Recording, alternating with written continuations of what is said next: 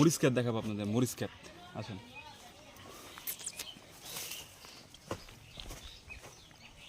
দেখেন গাইস, কত সুন্দর ধান হয়ে রয়েছে। এই যে কাঁচা কাঁচা ধান সবেমাত্র হইতেছে। এটা আসলে আমি ঢুকি ভিতরে, ভিডিওটার সময় দেখেন একটু, হয়তো দেখলে আপনাদের ভালো লাগবে।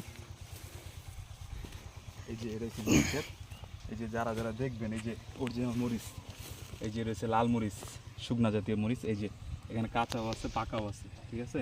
এখান থেকে মরিচ ইয়ে করা হয়, যে দেখেন কত ছোটো ছোটো মরিচ। অবশ্য মরিচগুলো অনেক ঝাল। আপনারা যারা অবশ্য এই মরিচ কখনো দেখছেন কিনা জানি না, বাট জমিতে এইসব মরিচগুলো যেগুলো হয় অনেক ঝাল জাতীয় হয়। আর আমরা যেগুলো শহরে খাই ওগুলো অনেক হাইব্রিড জাতীয়, যেরকম লম্বা থাকে অনেক, কিন্তু ওগুলোতে ঝাল থাকে না। কিন্তু এই মরিচগুলো অনেক ঝাল হয়। এই যে আমি একটা দেখাইতেছি, এই যে দেখেন মরিচটা, এই যে দেখেন। এগুলো আর কি বিন্দু মরিচ বলে। এটাকে বিন্দু মরিচ বলে না, অনেক অঞ্চলে কী বলে জানি না, বাট আপনারা কমেন্টে অবশ্যই জানাবেন কী ধরনের মরিচ বলে, এটা আমি জানি না। কিন্তু বাট মরিচগুলো আসলে অনেক ঝাল। আপনার এই যে আমি ভাঙ্গে দেখাই, এই যে ভিতরে বিচ্ছিগুলো, এই যে অনেক চোখে দাগ লাগে অনেক, অনেক ঝাল, অনেক ঝাল। এগুলো আসলে মানে কি বলবো, এত ঝাল বলার বাইরে। তো এখানে আমি ভিডিওটা করতেছি, অবশ্য এখানে অনেক রোদ, তাপমাত্রা অনেক চড়া, বাট তাও চেষ্টা করতেছি আপনাদের মাঝে একটা ভিডিও তুলে দেওয়ার জন্য। যদূর পারতেছি তদূর করতেছি। আসেন আর দেখাই। এই যে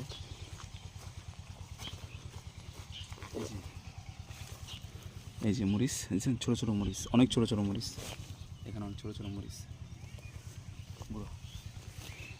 তো এই পর্যন্তই, কারণ আবার আমি হয়তো পরবর্তী ভিডিওতে আবার আসতে পারি, বাট আমাদের মানে যতটুক ছিল পাশে, বাড়ির পাশে যতটুক ছিল অতটুকু আপনাদের দেখাইলাম। পরবর্তী ভিডিওতে আবার আসতেছি, সমস্যা নাই, ইনশাল্লাহ আমাদের পাশেই থাকবেন। আল্লাহ হাফেজ, আল্লাহ হাফেজ। আসসালামু আলাইকুম।